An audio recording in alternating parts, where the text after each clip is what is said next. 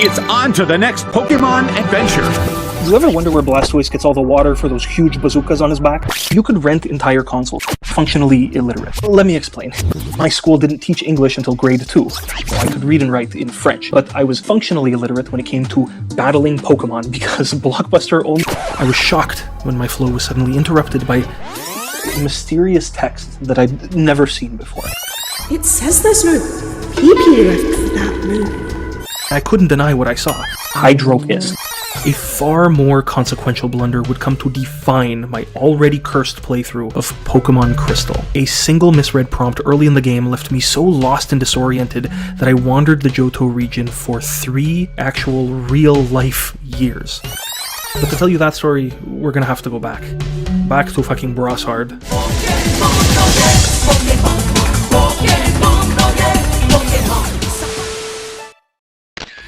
Tonight, I'm outside the Champlain Mall, a shopping center on the south shore of Montreal. If you've been to my channel before, then it's right down the street from the bus station and Desire Path I described in my Death Stranding video. If I fly my drone high enough, you might be able to situate yourself. That's the bus station over there, and that's the overpass I climbed over, and this here is the mall. This is evidently door 6, one of the mall's many entrances. The reason we're here tonight is that right beyond this, in a hair salon just on the other side, is where my Pokemon Crystal playthrough miraculously progressed after 3 years stagnant. We'll get to that in a bit, though. My first minutes as a Pokemon trainer were very dark, literally. Not understanding the game's intro spiel, I spammed through it. I mashed along Professor Oak's setup dialogue and told him that it was currently nighttime in the real world. It wasn't. The cartridge's onboard battery persisted this mistake to memory, setting the in-game clock approximately 12 hours off reality. Aside from impacting the visuals and sounds, this error limited the types of Pokemon I could encounter in the game. A great start.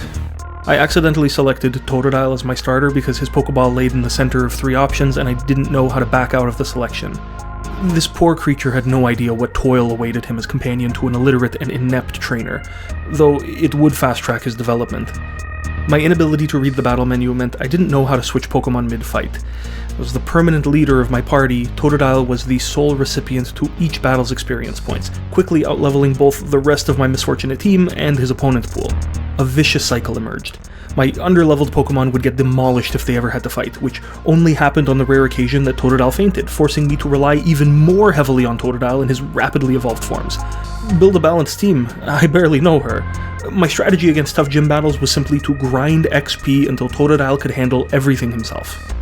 This pattern of dependency applied outside of battles too. Again, not understanding critical dialogue prompts, I'd mash through them like fucking user license agreements, accidentally signing up poor Totodile for duties he'd never asked for. You might know where this is going. Quickly for the uninitiated, some Pokemon abilities are used in the game's overworld.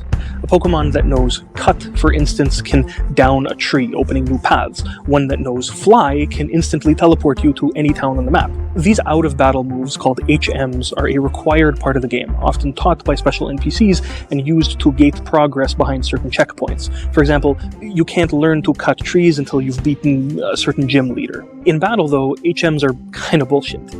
They're less effective than other moves, and they're fucking permanent. Since they're keys to many of the game's puzzles, players can't be allowed to erase them without deadlocking themselves. So, once learned, an HM takes permanent residence in one of your Pokemon's 4 move slots. Granted this horseshit, players often adapt by offloading these responsibilities to a single, low-level party member. That way, the potential of key Pokemon, like your starter, isn't restricted by ass moves. I unwittingly made Totodile my most, if not only relied upon party member, carry the brunt of these HMs. To this day, I have his final moveset memorized. I've stored it deep within my neural folds to never forget how badly I boofed it. My first Pokemon's loyalty, I repaid by fucking signing away his autonomy and committing him to such an ass moveset that I'm almost embarrassed to list it off. By the end of the game, my Feraligatr knew Cut, a move for slicing trees, Strength, a move for pushing boulders, Surf, a move for traversing water, and Hydro Pump, his only non-HM move, and one that I think we're all well acquainted with by this point. 3/4 of his potential consecrated to a part of the game that didn't matter. Worse yet, half of his moves were redundant, outclassed by his 2 other more powerful attacks of the same types and utility. It's like What I'm getting at here is that this was bad.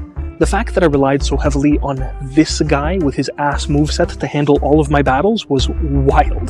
This was like betting your life savings on the favorite horse and then strapping it with winter boots. I bogged him down. In a normal, fair world, my over-reliance on such a shit Pokemon would have given my opponents license to wipe the floor with me. But I did eventually finish the game, and without overriding those moves. Somehow, I made it work. How? Well, did I mention it took me 3 years? There's a key story beat that occurs after you get your 5th gym badge, and my failure to grasp it is what led me in circles for so long. Pokémon Crystal equipped you with a mobile phone, allowing NPCs to talk to you from a distance, but incapable of reading, I didn't know what these were. Without my conversation partner's physical presence, I didn't even know who I was talking to. From the sounds and icons, I could intuit that this was a phone call, but I couldn't make out its content. This conversation here, automatically triggered about halfway through the game, it turned out contained a plea, a desperate call for rescue that fell on deaf ears. When the call ended, I hadn't received the intended direction, so after hanging up, I just continued wandering. Completing this gym granted me the ability to fly, so I could now backtrack to previous towns and re-explore their former dead ends with all my new abilities. And so, across short interspersed play sessions, evenings between occasional rides to school, sitting in waiting rooms at appointments, road trips, I did just that. I explored the ever-living fuck out of the game. The phone call I'd not understood became a distant memory as weeks turned to months and years soon passed. My English literacy developed over this period, but it wasn't enough to pull me out. Now newly conscious of the Anglophonic world, I was still unsure what I was missing. I didn't have the resources to learn the way back onto the game's critical path, and I couldn't diagnose the issue myself, nor could any of my friends remember. It felt kind of like those old rented N64 cartridges, like I was plopped into an active save file and had to navigate the consequences of early game decisions some other kid had made without my knowledge. The next step obscured, I just kept stumbling into side quests until I could find no more. With no sanctioned objective, I made 2 of my own. One by accident and another by obsession. First, I needed to pay off my debts to the daycare lady who held my crab hostage. One of my cousins told me you could get your Pokemon to lay eggs at the daycare. Excited, I went to try, only to find out that I'd apparently, in a fit of button mashing no doubt, left a newly caught Krabby there years ago. The daycare raises deposited creatures for you, and to withdraw them charges a fee proportional to the number of in-game steps you'd taken. Since it'd been literal years since I dropped this guy off, the daycare bill was substantial. And because I must have accidentally bought 99 of something at a store once before I knew enough English not to, I hadn't enough money. The only way to make money was to win Pokemon battles against trainers. Trainers who I'd already beaten. Luckily, Crystal added a pseudo-rematch mechanic, but it only triggered every 30-ish real-life minutes, and the payouts weren't huge. So for years, I'd jump at any opportunity for a money match, slowly growing my debts with each step forward, but hopeful to someday see my crab again. Second, and in the meantime, I turned my focus to the one bit of progress I could maintain, the little blue experience bar. Having picked on and vanquished all enemies his size, my Feraligator's experience bar grew slowly now. Random encounters against weak enemies netted tiny increments, but out of anything better to do, I just kept hammering that nail. Pokemon to me became about buffing my main dude. Some of this I did in random patches of grass, especially those near the daycare center, but most of my training took place in dark caves. I'd missed the early game instruction on using HM Flash to light up these areas, so I'd navigate by sound alone. I didn't know how escape ropes worked either, so my spelunking would sometimes last actual weeks at a time. Rarely I'd stumble into the way out, and more frequently though, these expeditions would last until each of my Pokemon fainted from natural causes from these random encounters, forcing me back to the nearest center with a shit ton of experience under my belt. For a long time, Pokémon Crystal was the only Game Boy game I owned, so it was easy to spend years intermittently picking it up, trudging through a couple dozen random battles, and rinsing, repeating. So, why are we here? Well, this is where the cycle was broken. Just beyond this entrance, inside the Champlain Mall, in the lobby of a hair salon where my ex-karate teacher happened to work for some reason, there I sat, playing Game Boy, waiting for my dad's haircut to be finished. And I finally took a curious turn into a building that had been waiting for me to return since the beginning of my playthrough. Tucked away in the outskirts of Goldenrod City stood the radio station. This is where I had been directed to all those years ago. For over 1,000 days, the radio station workers' plea had gone unanswered. Much like my crab down the road, they had been held hostage by Team Rocket. My job, to send these Poke Bandits blasting off again and save the day. I had no reason to suspect that this place mattered. My first visit was forgettable. This multi-story building had nothing important going on in it. A few scattered NPCs were willing to speak with me, but deaf to their words, I didn't assign them any meaning. This place felt like fluff. In retrospect, this was like the RPG equivalent of walking into a room with chest-high walls. I should have known there'd be a scenario here eventually, but without a reason to return, I never did. Stumbling in and immediately being greeted by new opponents, though, I got goosebumps. My eyes widened. This is what I'd been waiting for. This is what I'd been training for. All the trudging through caves, all the whittling away at my experience points, it was all about to pay off. Not only was I on the green path once more, but here was a huge opportunity to gain serious experience and money too. And so I fucking did. Technically only halfway through the game, and still waiting on my dad's haircut, is where Feraligatr hit his level cap. Level 100. Nothing left to learn, and no one left to challenge him. From that point forward, the game wouldn't throw a single enemy my way that this dude couldn't one-hit, even with his weak-ass moveset. I was tens of levels over these bad guys, it just wasn't balanced in their favor. My 3-year journey through a blocker I didn't even know I had finally come to an end. It's like I was Moses, except instead of God's chosen people, I was leading a jacked alligator, a spooky owl, a freaky little spider guy, and maybe Togepi. Honestly, I don't really remember any other guys playing meaningful roles on my team. And of course, instead of the Promised Land, I was leading them to the Goldenrod City radio station. And instead of the 10 Commandments, I had a dusty rubber band that had Live Strong etched into it. It's actually not like I was Moses at all. It's more like I was a dumbass kid who spent 3 years course correcting for a mistake I'd made pre-literacy. But much like Moses, man was it a turning point for my people. With the curse over my playthrough lifted, the rest went pretty easy. Unblocked and able to read, I led with Feraligatr, cut down everyone in my path, and claimed victory over the Elite Four in just a few weeks.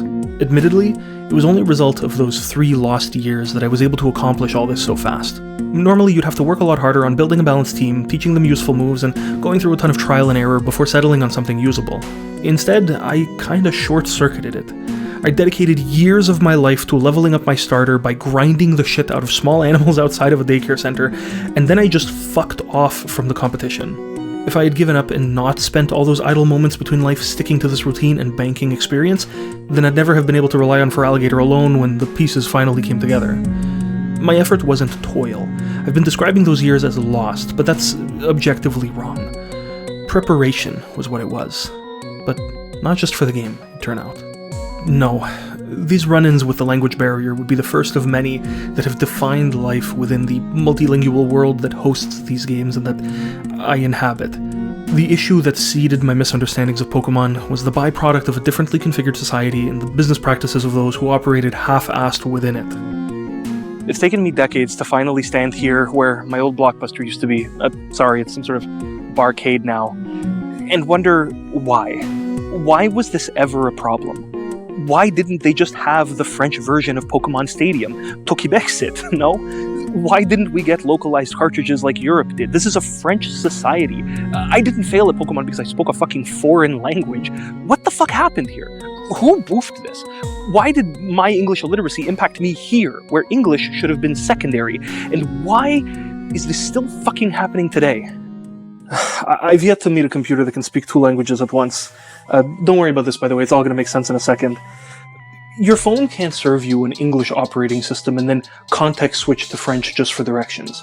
When I lived in Old Montreal near a street called De la Commune Est, Google insisted that I actually lived near De la Communist. Even using landmarks was useless. The two of you who attended my horrid Mario stream 7 years ago might recall that I lived above a restaurant which caught fire that night. Thanks for coming to the stream, but my apartment's on fire. We gotta go. See you guys later. L'usine de spaghetti, which on maps becomes Eleusin di Spaghetti. The fuck? Starting route to Eleusin di Spaghetti. This is not spaghetti, by the way. We're making a tiropita. Boulevard Le Duc in the 1030? Nah, you mean Boulevard Le Duc in the Dix 30. Things as fundamental as cardinal fucking directions are even a problem. Est gets misinterpreted as either an abbreviation of estate, or, when paired with a highway number less than or equal to 12, then Eastern Standard Time. Continue straight, then merge left onto Highway 10 Eastern Standard Time. The world's largest and most highly valued companies still can't handle the basic needs of this country's second most populous region. But I shouldn't be surprised. This is the same flavor of shit I tasted back in the 90s when Blockbuster and Nintendo colluded to dump English-only software on French-speaking gamers. We can blame Quebec's game rental localization market mismatch on a set of artificial factors. These were preferences of the various decision-making parties, not necessities, of course. More like cut corners than real limitations. First, Nintendo games were region-coded. While French copies were made for the EU, a North American console couldn't play a European cartridge. Second, Nintendo didn't bother manufacturing North American games in anything but English. Limited onboard storage meant developers handled localization in all sorts of ways, even in the EU. The standards didn't exist yet. If memory permitted, a single PAL cart would come pre-installed with all the language variants, but this wasn't an option for heavier games like Pokémon. Some games required dedicated versions for each language in Europe's more granular market. We didn't get the same treatment here. Nintendo assigned English to all of North America, including a region where only 9% called it their mother tongue and over half didn't speak it at all. Third, Blockbuster apparently served all its North American stores from a single distribution center in Texas, so they weren't going to bother importing European consoles and PAL cartridges just for French Canada. Fourth, and possibly most important, Quebec's language laws didn't cover video games until 1997 because, for a long time, software wasn't considered entertainment like printed and recorded media were. But by then, cartridges were already on their way out. Discs would make this a non-issue, and there were no great interim solutions, so nobody bothered trying. So to recap, Nintendo didn't want to oversaturate the export market, Blockbuster didn't want to import European stock, and the government took too long to step in. That's how I, an English-speaking, French-reading kid, convinced myself that Blastoise was a golden shower dispenser. When I say didn't want to, I mean they didn't think French-speaking North Americans were profitable enough as an edge case to invest in. But what I've struggled to understand is how? You'd think English-only games should have been unsellable in a French-speaking market. Why didn't Blockbuster or Nintendo see the opportunity, or did it not matter? Am I still being visibly inconvenienced by the rain? It's wonderful. How wet am I right now? Well, you can tell that your clothes are wet. I suspect that, like most tech companies, they expected users to meet them on their level, not the other way around. The value prop is clear and confident. What we offer is so cool that you'll learn English just to use it. What are you gonna do? Not use GPS because it reads your street names a little funny? Oh, you're just not gonna play Nintendo games because you can't read them? You're lost, dumbass. Quebecers attribute the perceived erosion of their culture, and in particular their language, to these small daily compromises. Pressure to conform to national or global standards poses real risks. Even now, employers are required to provide French keyboards at work, yet English fluency is mandatory for most office jobs. The majority of our media, TV, music, even games, is locally produced and caters to French speakers' needs. Force kids to use English for gaming, and guess what? They'll engage with its culture in English too. They'll watch and maybe even produce YouTube videos about games in English rather than French because English was a prerequisite to this interest. I mean, fucking spell it out. Here I am in yet another parking lot being fucking rained on at 1 a.m., pouring virtually all of my free time into passion projects that my literal neighbors couldn't understand. That's kind of shameful, no? When your hobbies are inaccessible in your native language, maybe French starts feeling redundant. It's the tool you pull out to order food or talk to your grandparents, but it's not where real life happens, and so you don't live in it. Now, please afford me a mildly controversial spiel to set up one last twist. I think I tricked myself into believing that a particular technology was super well suited to adapting to cultural and linguistic needs. It's just not happening in the way you'd expect. I tried learning Greek at my local community center many years ago, but bailed after some weird vibes from both students and teacher. one of the lessons devolved into a heated debate about the war on Christmas, so I picked up Duolingo instead and ended up maintaining a 2-year streak. Greek was clearly one of the app's have-nots, though.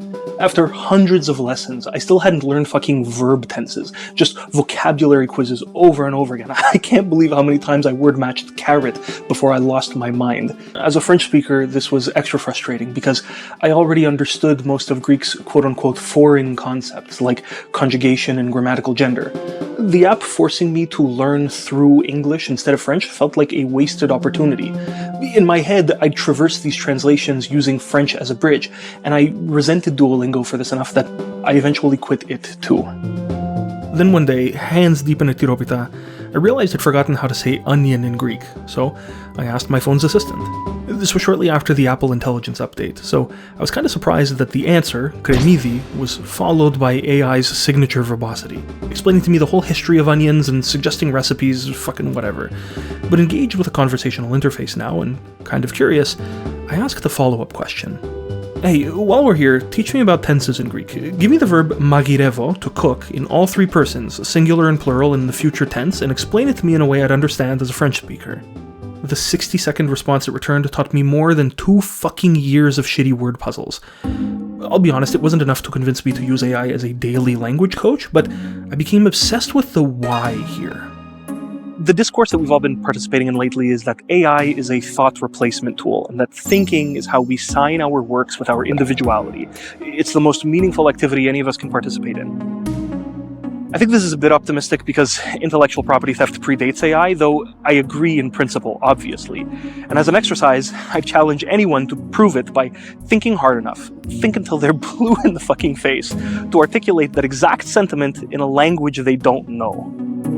I don't think that bridging linguistic, cultural, or accessibility gaps using AI is cheating, nor shameful in any way. And if you're monolingual, I don't think you're entitled to an opinion on this. I've seen French professionals forced to publish inconfidently for English journals, now able to write in their own words without relying on bias-inducing or near-impossible translation contracts that require subject matter expertise. I've seen coworkers use AI to avoid cultural faux pas with foreign teams or pick up cross-discipline work. I've seen content creators with degenerative illnesses lean on deep fakes of themselves to keep speaking to their audience long after their voice has been taken. And hell, I've used it to navigate my grandparents' own obscure Italian dialect that most translation apps will tell you is straight up just not a real language. Does that mean the passata I made with them is AI-generated tomato sauce? No, go fuck yourself. It's not perfect, but it helps people express themselves authentically across barriers. AI didn't act as a better teacher than Duolingo because it's particularly good at language drills, and we'll get to why that is in a bit. It did a better job because unlike Duolingo, which optimizes for profit by focusing on popular language pairs, AI can't say no to even the nichest requests. And when it's wrong, which it often is, it's more likely to at least attempt serving edge cases than a mass-market product will. For disclosure's sake, and because it demonstrates my point, there's something I said moments ago that ChatGPT found for me after a slew of fruitless Google attempts. Remember that 1997 law that classified games as media in Quebec? That information was buried so deep, it was beyond the range of a regular web search.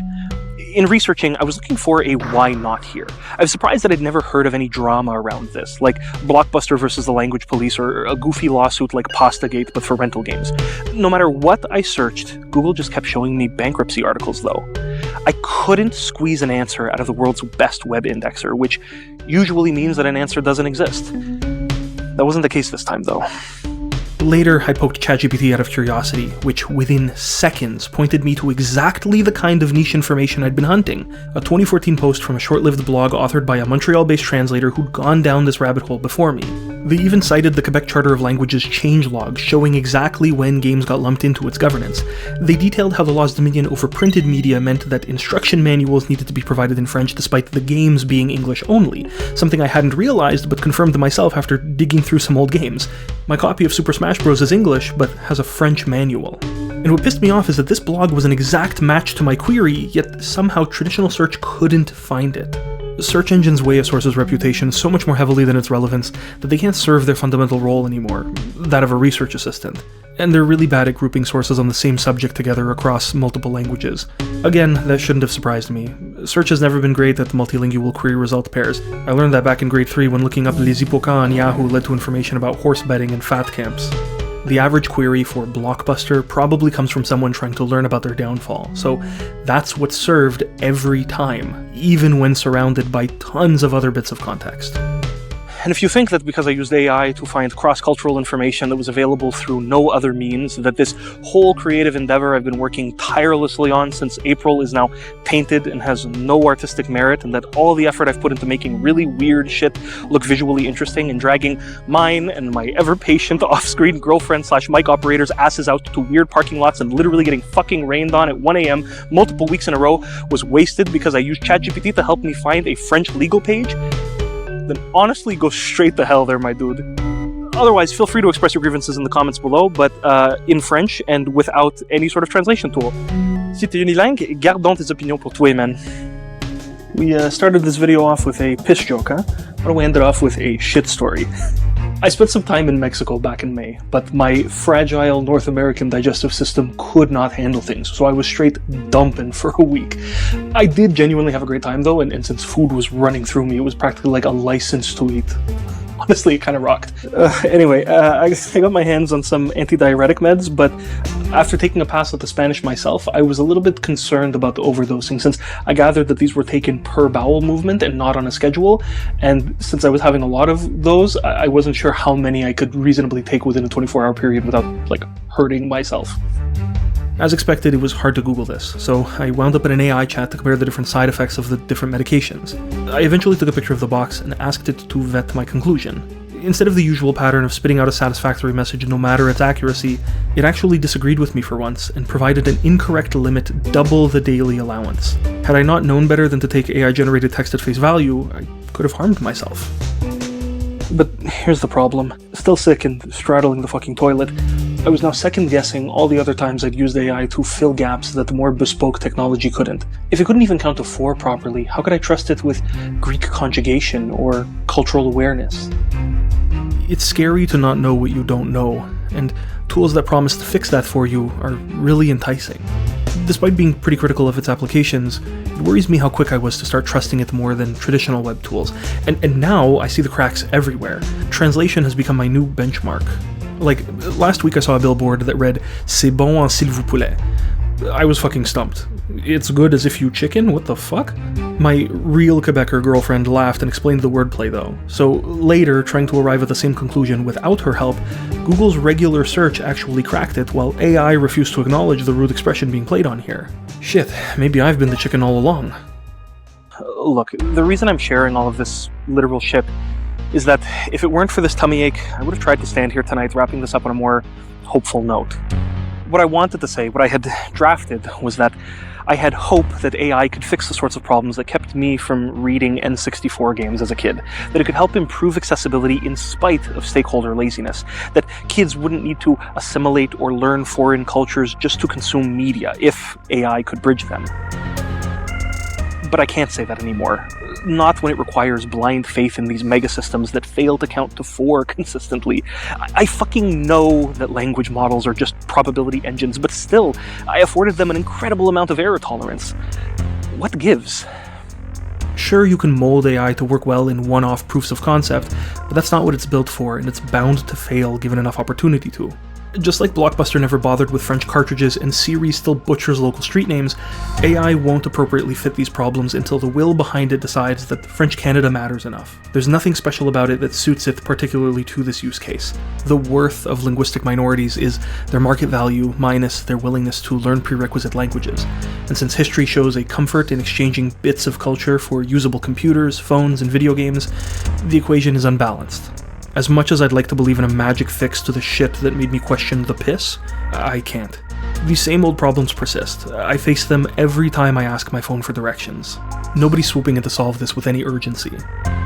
Real change, I think, still only happens when the people affected by the design and distribution of technology grow up to build it themselves.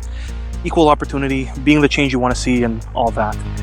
I think it was Professor Oak himself who said, "Shoot for the moon. Even if you miss, you'll be pissing among the stars."